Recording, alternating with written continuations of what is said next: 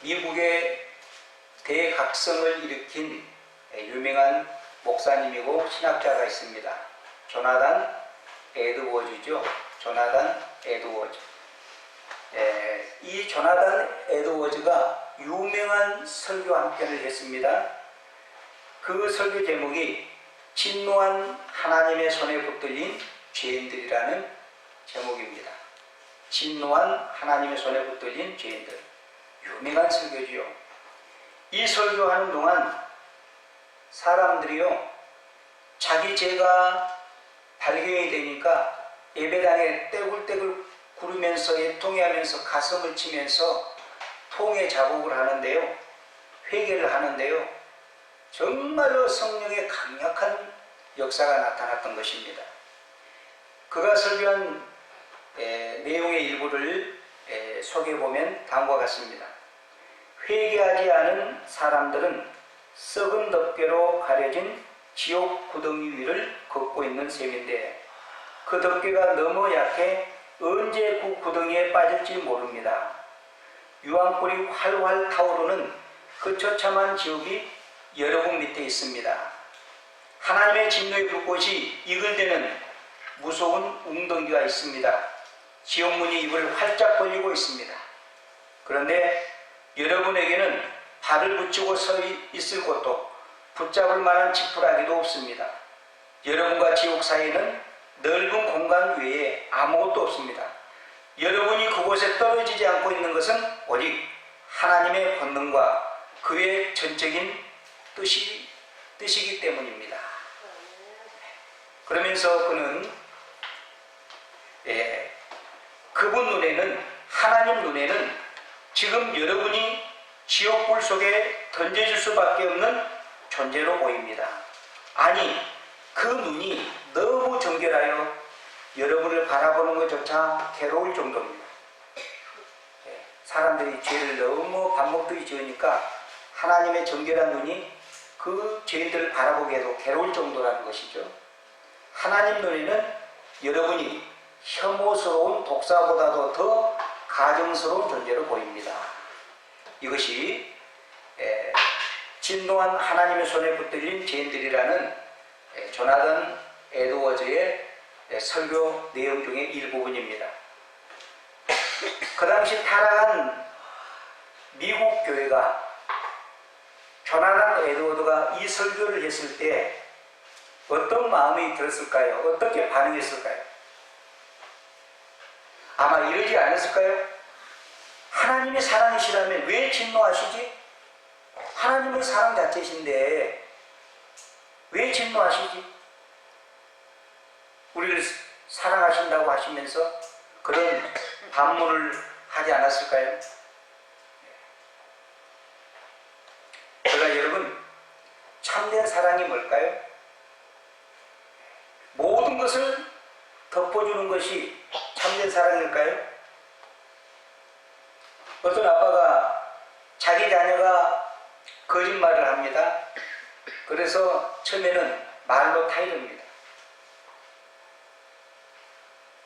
그런데 또 거짓말을 해요. 그러자 이제는 매를 듭니다. 그리고 얘한테 다짐을 받습니다. 너 다시 거짓말하면은 2배로 맞는다? 얘가 대답합니다. 예, 아빠, 다시는 거짓말하지 않겠습니다. 그런데 또 거짓말을 합니다. 그것도 계속 습관적으로 합니다. 교묘하게 합니다.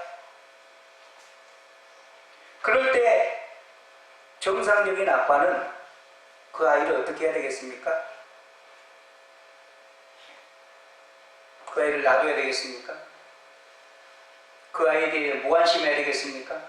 무관심하는 것은 진정한 사랑이 아닌 것이죠.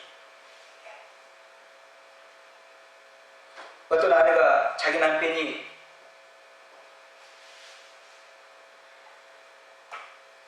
다른 여자와 간음을 하는데 무덤덤하게 가만히 있으면은 그 남편이 그 아내를 사랑하는 것일까요? 어떤 아내가 자기 남편이 자기도 사랑하고 자기도 모르는 다른 여자도 사랑한다면 질투를 느끼기가 정상인 거 아닐까요? 그게 진정한 사랑이 아니겠습니까? 여러분, 진정한 사랑 안에는 진실과 정의가 들어있는 것입니다. 따라서 세상의 온갖 더러운 죄, 간음, 배신, 살인, 속임수 이런 더러운 죄들이 우리 주위에 널려 있는데 우리가 그걸 보면서 하나님을 믿는 크리스찬이라고 하면 의분이 일어나야 정상인 것이죠. 의분을 느껴야 됩니다. 지금 세상에 돌아가는 이 상황을 보면서 하나님의 마음을 우리가 헤아리면서 하나님이 얼마나 마음이 아프실까 그걸 헤아리면서 우리도 하나님의 자녀로서 그런 마음이 들어야 그게 정상인 것입니다. 오늘 본문의 사도 바울은 하나님의 진노가 18절에 불의로 진리를 막는 사람들의 모든 경건하지 않음과 불의에 대하여 하늘로부터 나타난다고 했습니다. 그러니까 18절 처음과 끝을 주어와 동사를 보면 하나님의 진노가 하늘로부터 나타난다 그 말입니다. 여기에 나타난다 그 말은 현재 진행형입니다. 지금도 계속해서 나타나고 있다고 말해요. 뭐가요? 하나님의 진노. 하나님의 진노. 왜 하나님의 진노가 나타난다고 했습니까? 18절에 보면 불의로 진리를 막는 사람들의 모든 경건하지 않음과 불의에 대하여 두 가지입니다. 불경건과 불의에 대하여. 불경건과 불의 때문에 하나님의 진노가 하늘로부터 계속 지금도 인간들에게 나타나고 있다는 것입니다. 진노가 쌓이고 있다는 것입니다. 여러분, 여기에 불경건은 무슨 뜻입니까? 하나님이 없다는 것입니다. 다시 말하면 하나님에 대한 바르지 못한 관계를 말합니다. 여기 불의는 뭡니까? 사람에 대한 잘못된 관계, 사람에 대해서 옳지 못한 행위를 말하는 것입니다. 이건데 순서를 보십시오. 모든 죄의 출발점은 불경건입니다. 하나님에 대해서 하나님을 의식하지 않고 하나님을 내 마음속에서 주인으로 몰아내고 내가 내 인생의 주인이 돼서 하나님 없이도 나는 내 인생을 살아갈 수 있다. 큰 소리치면서 교만하면서 살아갈 때 하나님에 대한 죄일 뿐만 아니라 그 다음에는 반드시 눈에 보이는 사람들에게 죄를 짓게 되어 있습니다. 그것이 불입니다. 하나님과 관계가 바르지 못하면 반드시 수평적으로 부부간에, 부자간에, 이웃간에, 성도들 간의 관계가 어긋나게 되어 있습니다. 이것 때문에 하나님의 진노가 하늘부터 우리에게 나타난다고 했습니다. 그런데 19절에 보면 이는 하나님을 알만한 것이 그들 속에 보임이라고 했습니다. 하나님께서 이를 그들에게 보이셨느니라. 그러니까 우리가 하나님을 믿지 않는 모든 사람을 통틀어서 무신론자는 있습니까? 없습니까? 없습니다. 세상에 무신론자는 없습니다. 하다못해 자기 자신을 숭배하는 사람이 있으니까 하나님을 믿지 않아도 나는 내 주목을 믿는다.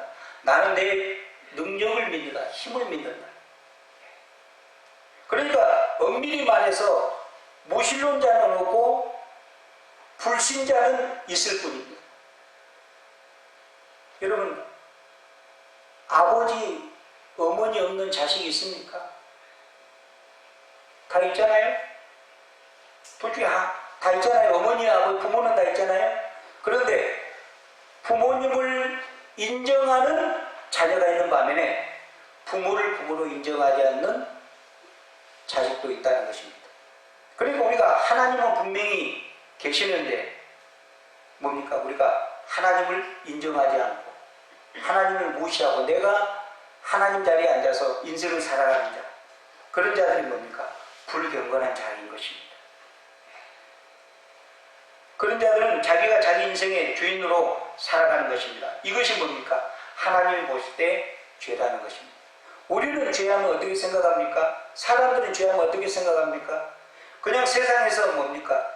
다른 사람들을 하고 다른 사람들에게 큰 피해를 줘가지고 감옥에 갇히거나 아니면 벌금을 내는, 아니면 더 심하면 다른 사람과 싸워서 다른 사람을 죽이는, 이런 것만 죄로 생각하는데 성경은 훨씬 죄에 대한 개념이 넓습니다. 그런 것도 죄지만은 가장 큰 죄는 뭡니까? 불경건의 죄, 불의의 죄. 첫째는 하나님을 인정하지 않는 죄. 하나님이 인생을 창조했는데 하나님을 하나님의 주인으로 인정하지 않는 죄를 하나님은 가장 크게 보시는 것입니다. 그것이 하나님 앞에 죄라는 것입니다. 그런 자들에게 하나님께서는 하나님의 진노가 그런 사람들에게 계속 쌓인다고 말합니다. 그런데 하나님을 알만한 것을 하나님께서는 인간을 창조하실 때에 이미 우리 속에, DNA 속에, 유전자 속에 이미 심겨놨어요. 그래서 여기 19절에 하나님을 알만한 것이 그 속에 보이니라 분명히 나오잖아요. 또 20절 창세로부터 그의 보이지 아니하는 것들 곧 그의 영원하신 능력과 신성이 그가 만드신 만물에 분명히 보여 알려졌나니 그러므로 그들이 핑계하지 못할지니라. 우리 속에 어떤 것이 있습니까? 소위 말해서 양심. 양심. 그래서 어떤 유명한 철학자는 하늘에 반짝반짝한 밤에 별이 빛나듯이 우리 속에는 양심이라고 하는 것이 반짝반짝 빛나고 있다고 했어요.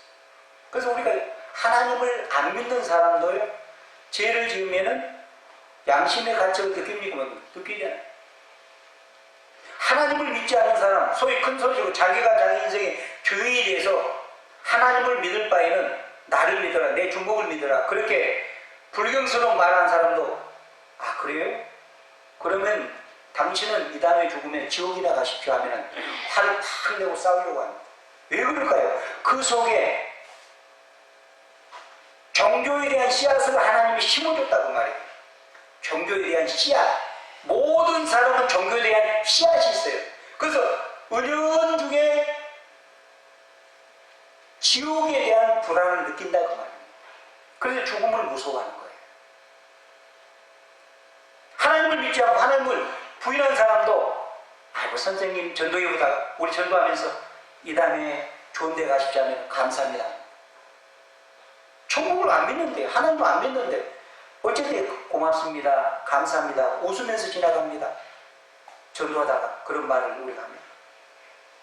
모든 사람 속에는 영혼을 사모하고 종교의 씨앗이 심겨있기 때문에 하나님을 거부하고 하나님을 믿지 않는 사람도 하나님이 계시다는 것을 어느 정도는 안다는 거죠.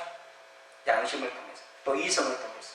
그리고 또 뭘 통해서 알 수 있습니까? 20절에 창세로부터 그의 보이지 아니하는 것들 곧 그의 영원하신 능력과 신성이 그가 만드신 만물에 분명히 보여 알려졌나니 그러므로 그들이 핑계하지 못했습니다. 그러니까 이 다음에 하나님의 심판대 앞에 다 설 거 아닙니까? 거기 가서 하나님, 나는 하나님이 보이지 않고요, 하나님이 안 보여서 하나님의 존재가 없어서 하나님을 못 믿었습니다, 이렇게 핑계할 수 있다는 말인 거 없단 말이에요? 없단 말이에요. 하나님은 안 믿는 사람도 일반인종을 통해서 이 우주 만물을 보면서 이 우주 만물과 이 돌 하나나 식물 한 그루, 풀 한 포기도 그냥 생긴 것이 아니구나, 누군가가 만드셨구나, 그걸 알 수 있다는 것입니다. 그런 사람들은 어떻습니까? 그 진리를, 하나님이 우리에게 절대적인 진리를 주셨는데 그걸 눌러버리는 거예요. 그걸 눌러버린 거예요. 안 믿으려고 눌려버린 거예요. 그것을 하나님이 알고 그런 자들에게 하나님의 진노가 계속 쌓이다가 어느 날 터지는 것입니다. 어느 날 터지는 거예요. 그 수요. 그러니까 하나님은 오래 참으십니다. 그러나 영원히 참지는 않아요. 기억하십시오.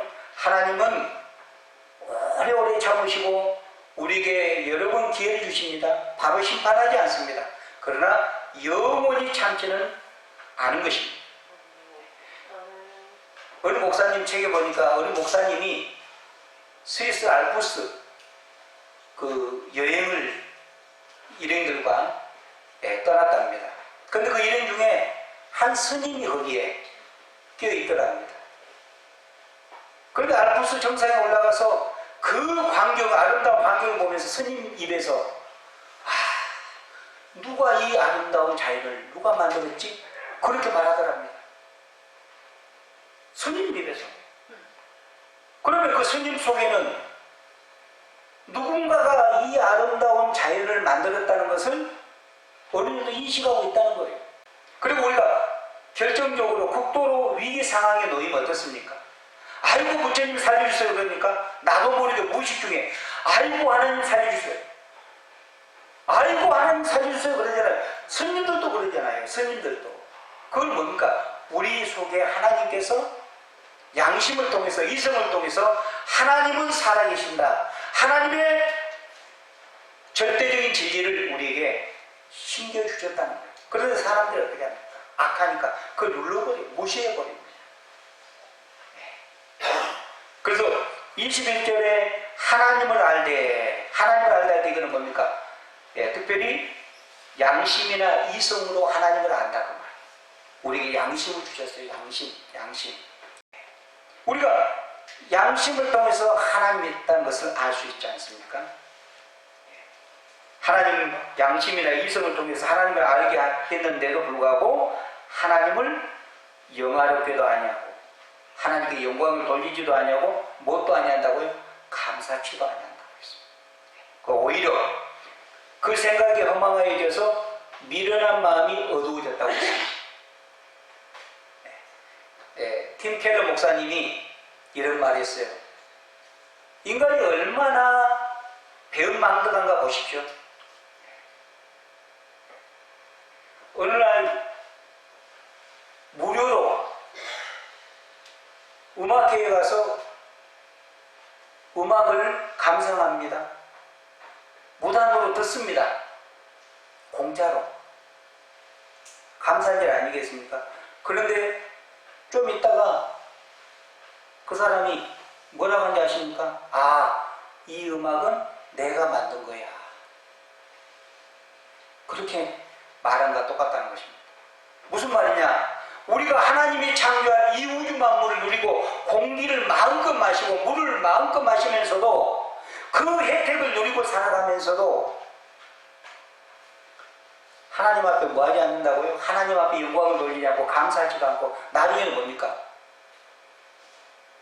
내가 이 우주 만물을 만든 것처럼 내가 공기를 만들고 물을 만든 것처럼 그렇게 사용하면서 내가 인생의 주인이 돼서 살아간다는 거예요. 여러분 히브리서 3장 4절에 뭐라고 말합니까? 집마다 지은이가 있으니 이 우주 만물을 지으신 이는 누구라고요? 하나님이십니다. 그러니까 이 우주 만물을 창조하신 분은 하나님이시니까 이 우주 만물의 주인은 누굽니까? 하나님이십니다. 하나님이 모든 것을 만들고 하나님의 숨결이 느껴지지 않는 것이 없는데 우리가 일반 은총을 통해서도 그분을 주인으로 인정하지 않는 거예요. 억지로 눌러버리고 억지로 무시하는 거예요. 그리고 내가 내 인생의 주인이 돼서 살아가는 거예요. 여러분 제가 전번에도 한번 이야기했죠? 우리가 일반 은총 오늘 20절에 나오잖아요. 창세로부터 그의 보이지 않은 것들 곧 그의 영원하신 능력과 신성이 그가 만드신 만물에 분명히 보여 알려졌나니 이렇게 됐잖아요. 제가 전에도 한번 이야기한 창조는 과학적인 사실인가 그 책에 보면요 매년 가을마다 미국에 어린 황금 물새떼들이 있는데 어린 황금 물새떼들은 알래스카에서 하와이까지 한 번도 가본 적이 없습니다. 어릴 때 알래스카에서 태어나서 어느 정도 자란단 말이에요. 그러고 나서 이 물새떼들이 4,800km가 되는 하와이까지 날아갑니다. 누가 가르쳐준 것도 아니고 한 번도 가보지도 않은 4,800km를 밤에는 어둠을 뚫고 구름을 뚫고 폭풍을 뚫고 이 어린 새들이 거기까지 날아가서 정확하게 하와이에 안착합니다. 누가 가르쳐 줬을까요?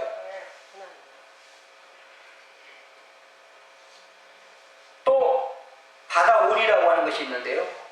바다오리가 알을 낳는데 이 바다오리는 희한하게도 알을요 바위 위에다 낳습니다. 바위 위에. 그럼 바위 위에 낳으면은 막 아주 센 바람이 불면은 이 알이 깨지든지 부딪혀가지고 아니면은 떨어져가지고 깨지든지 할 거 아니겠습니까? 그런데 이 바다오리가 낳은 알은 바람이 세게 불면 불수록 그 자리에서만 동동동 이렇게 돈단 말이에요. 떨어지지도 않고 깨지지도 않고. 그런 지혜, 그런 세계, 그런 생각을 누가 심어줬겠냐면, 누가 심어줬겠냐면 스스로 알았단 말입니까? 우리가 잘하는 연어, 여러분이 좋아하는 연어도 있잖아요. 강가 같은 데서 이렇게 뭡니까? 하천 같은 데는 알을 낳아가지고 거기서 부화해가지고 큰 바다로 가잖아요. 그리고 나중에는 다 커서 자기가 또 부화하고 죽을 때는 자기가 태어난 곳까지 올라갑니다. 거기가 수천 킬로미터가 돼도 그 자리에 올라가서 거기서 알을 낳고 죽는다. 누가 연어에게 그런 것을 심어줬냐고. 하나님이 그렇게 하셨다는 거예요. 하나님을 우리가 알만한 것이 널려 있는데 사람들은 그것을 일부러 외면하고 무시한다. 그래서 나중에 심판대 앞에 가면은 나는 하나님이 눈에 안 보이고 하나님이 느껴지지 못해서 하나님이 없어서 못 믿었습니다. 당당하게 말할 사람 아무도 없단 말이에요. 그런데 가장 특별한 점은 뭡니까? 이 성경이 말이에요. 우리가 말하는 이 자연 우주 만물을 통해서 일반 은총을 통해서 하나님의 손길을 느낀다는 말. 모든 사람이. 그런데 우리가 확실히 알 수 있는 것은 이 러브레터, 하나님의 러브레터, 사랑의 편지, 이 신구약 66권을 통해서 우리가 확실히 알 수 있잖아요.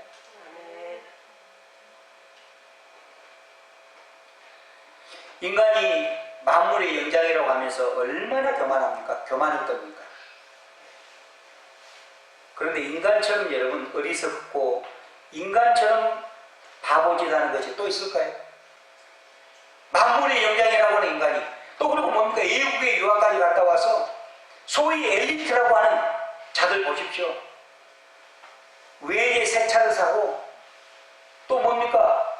건물을 건축하고 나서는 중공하고 나서는 다 그런 건 아니지만은 어떤 사람은 뭡니까? 삶은 돼지 머리 놓고 거의 고사지 됩니다. 그 죽은 돼지 머리가 내가 새 차를 안전하게 지켜달라. 내가 지은 이 건물을 지켜달라. 이 정도로 인간이 하나님을 떠난 하나님이 없다고 하는 인간이 어리석게 변해버립니다. 하나님이 없으니 인간은 별건 아닙니다. 하나님을 떠난 중심에 하나님이 없다고 그렇게 생각하고 살아가는 인생들이 얼마나 어리석습니까? 그뿐입니까? 여기 보면은 스스로 죄에 따라 어리석게 되어 23절 썩어지지 아니하는 하나님의 영광을 썩어질 사람과 새와 짐승과 기어다니는 동물 모양의 우상으로 바꿨느니라. 썩어질 하나님의 뭡니까? 썩어지지 아니하는 하나님의 영광을 썩어질 사람과 새와 짐승과 기어다니는 동물 모양의 우상으로 바꿨다. 뭡니까 이 말? 하나님의 영광은 썩어지지 않잖아요. 하나님이 영원하시잖아요. 그런데 그 중심에 하나님이 없고 마음에 하나님 두기를 싫어하는 사람은, 하나님을 마음에서 몰아낸 사람은 첫째는 사람을 나의 신이라고 생각하고 사람의 형상을 만들어 사람을 신으로 섬깁니다. 옛날에 로마의 황제들이 신이었잖아요. 다 신으로 생겼잖아요. 그래서 기독교인들이 나 외에 다른 신을 섬기지 말라는 그 말씀에 목숨을 걸고 사자마비 되고 불이 타 죽은 거 아닙니까? 순교당한 거 아닙니까? 황제를 숭배하지 않다가. 여러분, 일본의 천황 신이었잖아요. 김일성, 김정일 지금도 뭡니까? 동상을 세워놓고 신으로 섬기고 있잖아요. 첫째, 피조물인 사람을 어떤 형상을 만들어 놓고 하나님 대신에 그 자리에 세워놓는다. 인간이. 그 다음에 뭡니까? 예, 사람 다음에는 뭡니까? 새와 짐승. 예. 독수리 같은 거. 그걸 박제를 해놓고 그 형상을 만들어 놓고 나의 신으로 섬기고 있다. 짐승은 뭡니까? 짐승. 소 같은 거. 애굽에는 황소, 소. 그래서 금송아지 사건이 생겼잖아요. 시내산에서. 인도에도 소 같은 거. 자기들은 굶어 죽어도 소는 우리의 신이니까 안 잡아먹는 거예요. 아무리 바빠도 소가 뭡니까? 길거리에 딱 앉아있으면 소가 일어나서 피해줄 때까지 기다리는 거예요. 여러분, 아주 오래전에 인도에서 집대가 창궐해가지고 흑사병에 수많은 사람이 죽었습니다. 그러면 우리 같으면 어떻습니까? 전 국민이 쥐잡기 운동을 해야 되잖아요. 쥐를 잡아 퇴치해야 될 거 아닙니까? 안 합니다. 왜요? 쥐가 그들의 신이니까. 인간이 얼마나 하나님 마음속에 하나님을 몰아낸 인간이 이렇게 어리석고 우둔하게 된가를 보십시오. 심지어는 뭡니까? 심지어는 기어다니는 거, 뱀. 저도 타일랜드, 태국 가봤습니다만은 우상천지입니다. 코브라 뭐 이런 그런 뱀을 만들어 놓고 기념품으로 팝니다. 그 앞에 놓고 비나이다 나의 복을 달라.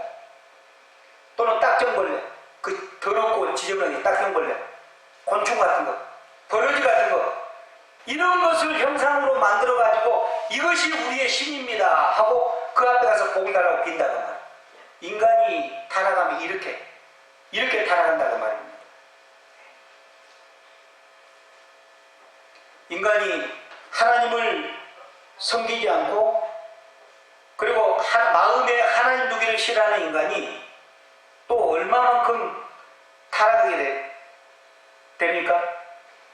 이렇게 타락하니까 하나님께 어떻게 하십니까? 24절, 26절, 28절에서 이제 하나님께서 어떻게 합니까? 그들을 그대로 내버려 두신다고 말합니다. 24절, 그러므로 하나님께서 그들을 마음의 정욕대로 더러움에 내버려 두사 그들의 몸을 서로 욕되게 하셨으니. 그 다음에 26절을 보면 이 때문에 하나님께서 그들을 부끄러운 욕심에 내버려 두셨으니 곧 그들의 유자들도 순리대로 쓸 것을 받고 연기로 쓰며. 28절, 또한 그들이 마음에 하나님 두기를 싫어하며 하나님께서 그들을 그 상실한 마음대로 내버려 두사 합당하지 못한 일을 하게 하셨습니다. 그러니까 24절로 28절까지는 뭡니까? 마음에 하나님 두기를 싫어하는 인간들이 얼마만큼 타락했냐면은 성적으로 타락했는데 성적 타락의 극치가 뭡니까? 동성애입니다. 동성애. 여기 동성애가 나오잖아요. 그러므로 하나님께서 그들의 마음의 정욕대로 더러움에 내버려 두사 그들의 몸을 서로 욕되게 하셨다고 했습니다. 24절. 여러분, 간섭이 축복이라는 것을 여러분 아십니까? 잔소리가 축복이라는 것을 아십니까? 가장 인생들에게 잔소리를 많이 하신 분이 누군지 아십니까? 하나님이셔. 이게 다 잔소리거든요. 너 그렇게 살면 안 돼. 너 그 길로 가면 죽어. 그 길에 돌이켜서 내 아들 예수 그리스도께 돌아와야 돼. 창세기서부터 요한계시록까지 계속 사랑이 담긴 잔소리잖아요. 여러분, 부모에게 잔소리 듣는 것은 축복입니다. 사랑의 반대가 증오입니까? 무관심입니까? 대답해보세요. 증오입니까? 아닙니다. 무관심입니다. 무관심처럼 무서운 거 없어요. 하나님 아까 말씀드렸죠?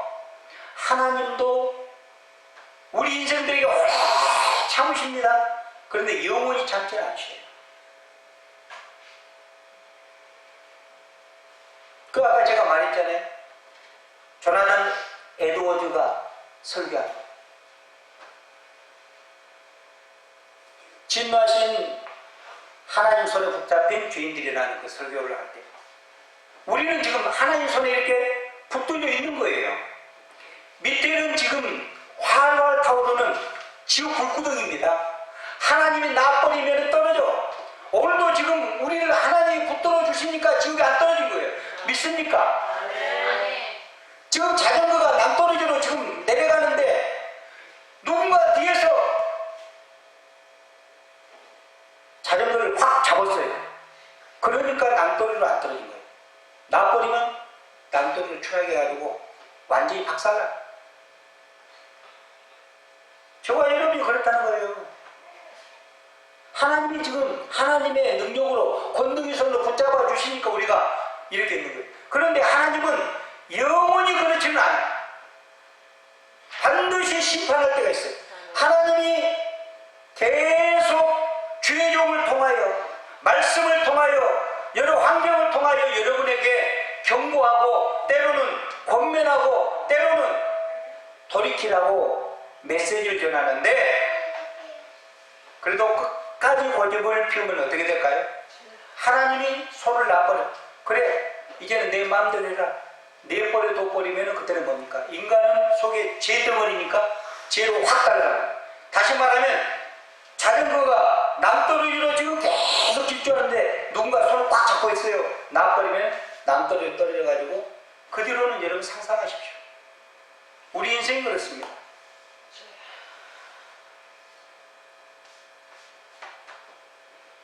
하나님이 다른 죄도 미워하시지만은 이 성적 타락할 때는 반드시 심판하는 것을 우리가 역사를 통해 알 수 있습니다. 여러분 로마의 폼페이시를 아십니까? AD 79년 그러니까는 추후 예수님이 땅에 79년 만에 로마의 폼페이시가 화산에 의해서 그 시 전체가 완전히 묻혀버렸어요.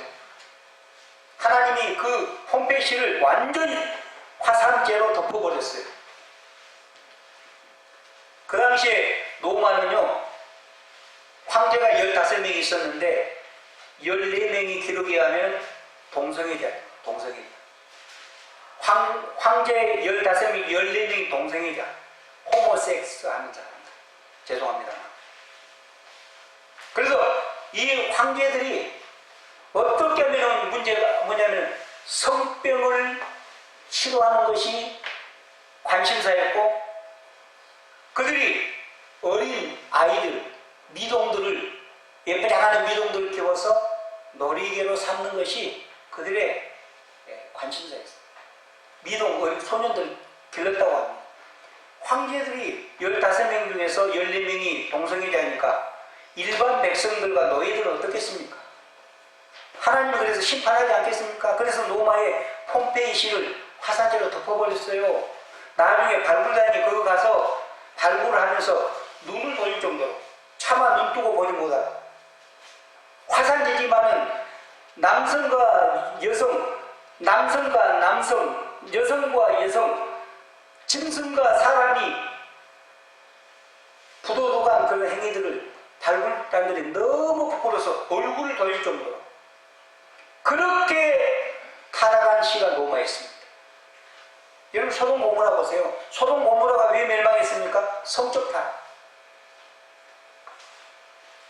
성적 타락 때문에 여러분 하루는 천사가 와서 롯에게 말하잖아요. 이 성을 불러 멸할 테니까 너는 빨리 너 식구들과 피하라고 말해주냐는 그것을 동네 사람들이 알고 많은 사람들이 몰려들어서 그 사람을 내놔라 우리가 그 사람과 뭐 한다?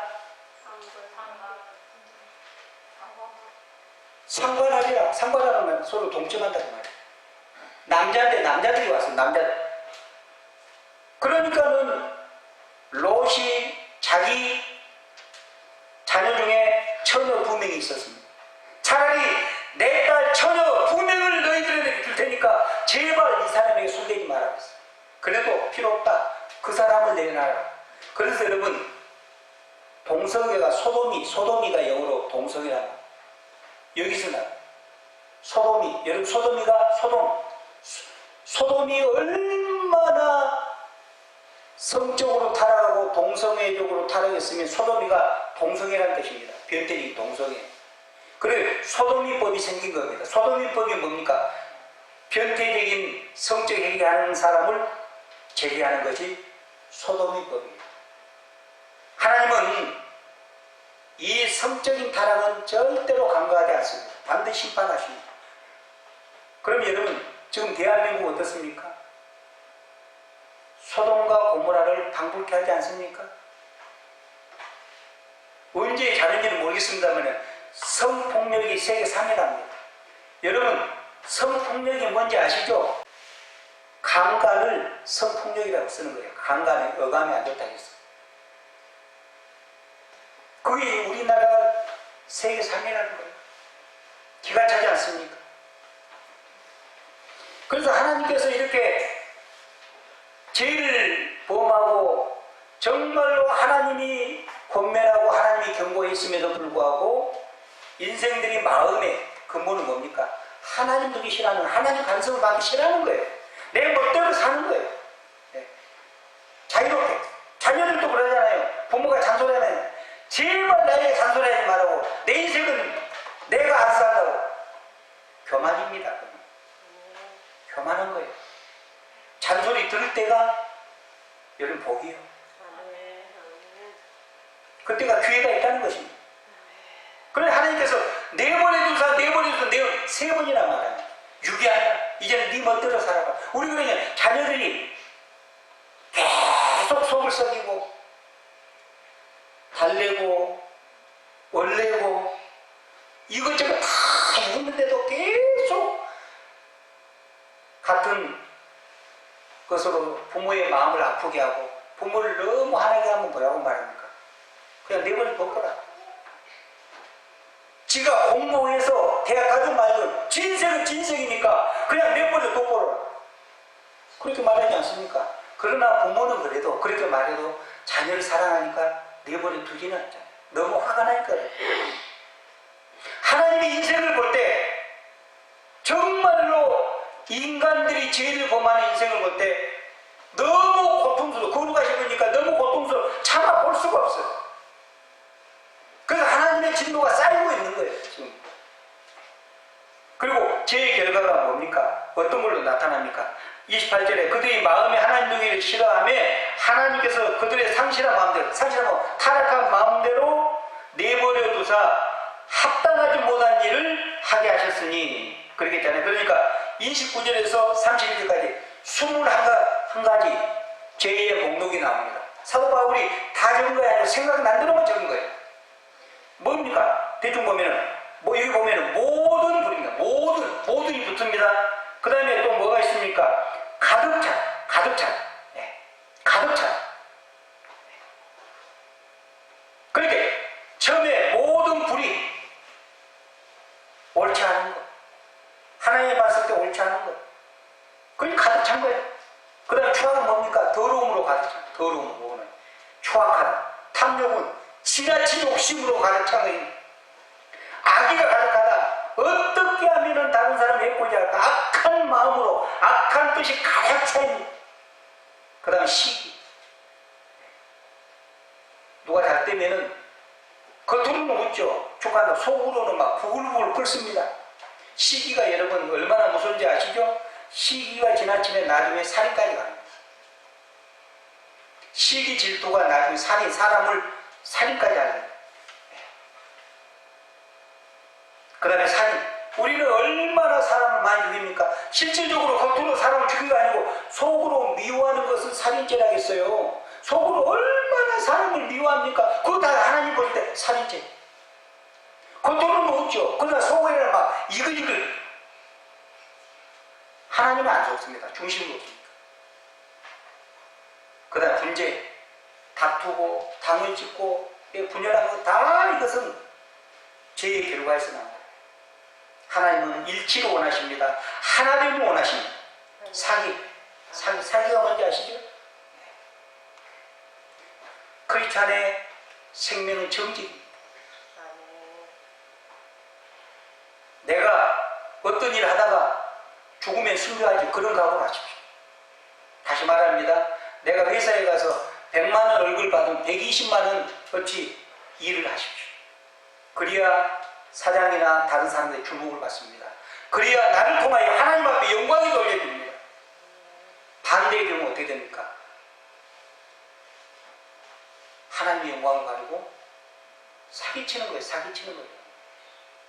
우리 교회는 뭡니까? 특별히 경제적으로 어려우니까 제가 말합니다. 우리 교회 오해하지 마십시오. 수급자면은 다른 데 일하러 가면 돼요? 안 돼요? 안 돼요. 내가 정부의 돈을 받고 있으면은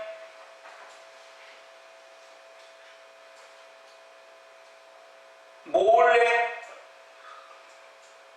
일해가지고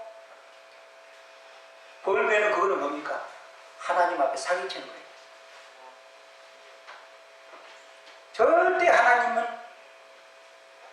하나님을 사랑하는 백성들이 그렇게 사는 거 원치 않습니다.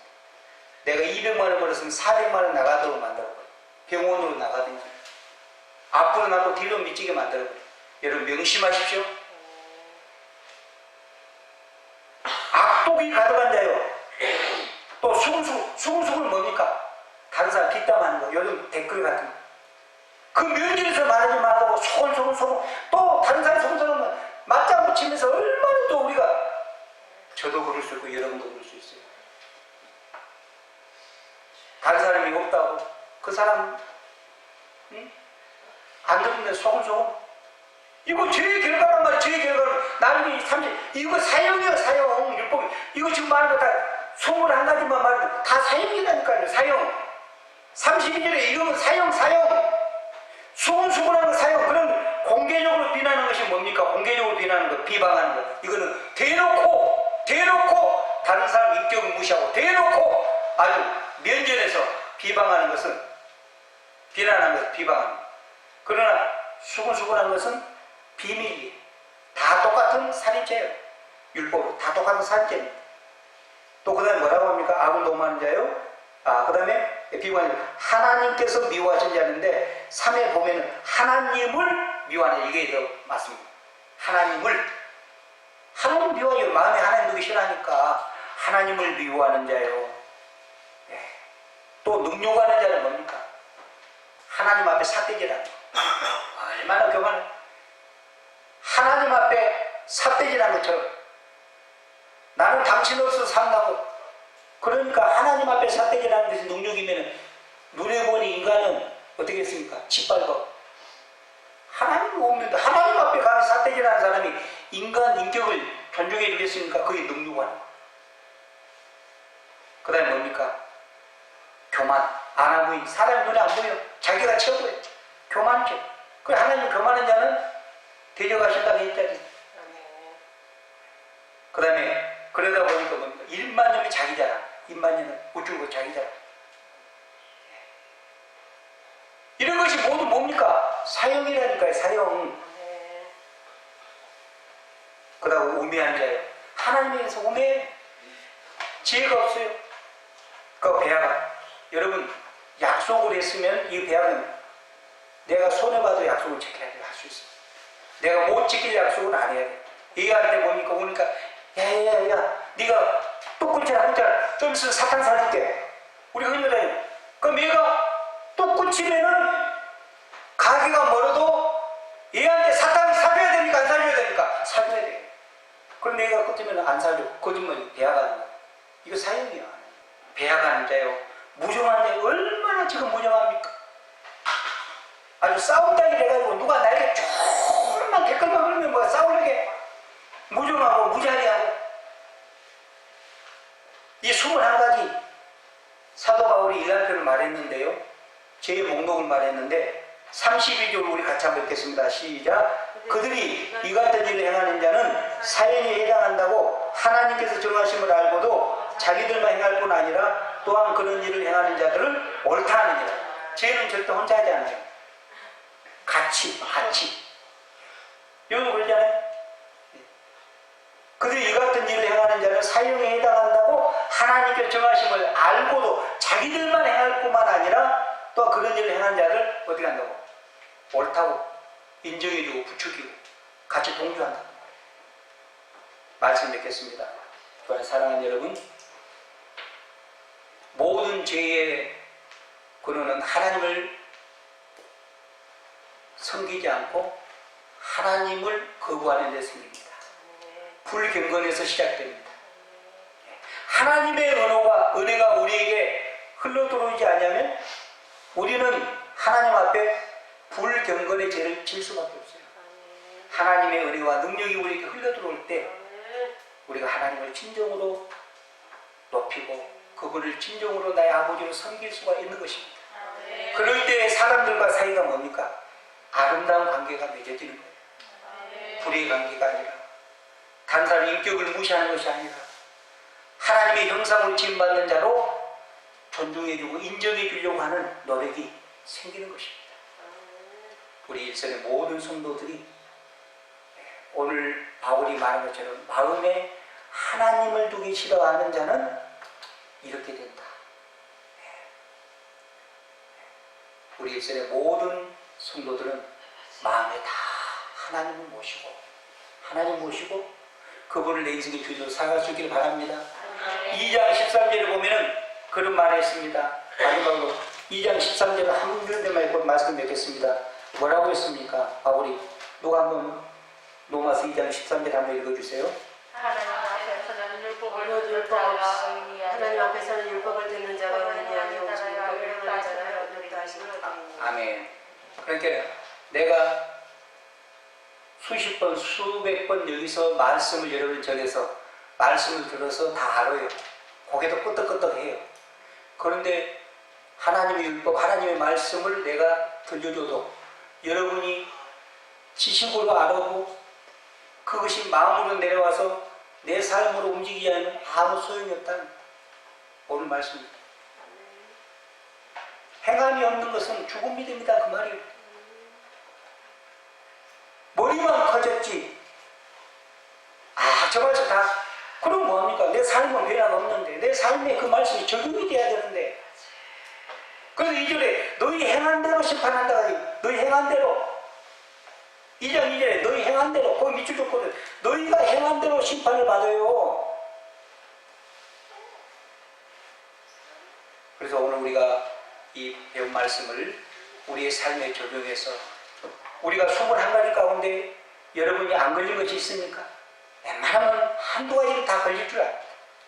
어떤 사람은 수근수근하고 어떤 사람은 배아가고 어떤 사람은 부모를 거역하고 어떤 사람은 아기가 가득하고 어떤 사람은 시기하고 여러분은 어디에 걸립니까? 오늘 성령께서 우리에게 회개의 마음을 주셔서 이 말씀을 붙들고 하나님을 회개할 수 있기를 축원합니다. 그래서 정말로 하나님이 기뻐하는 하나님을 가장 높이는 저와 여러분이 되기를 바랍니다. 기도하겠습니다.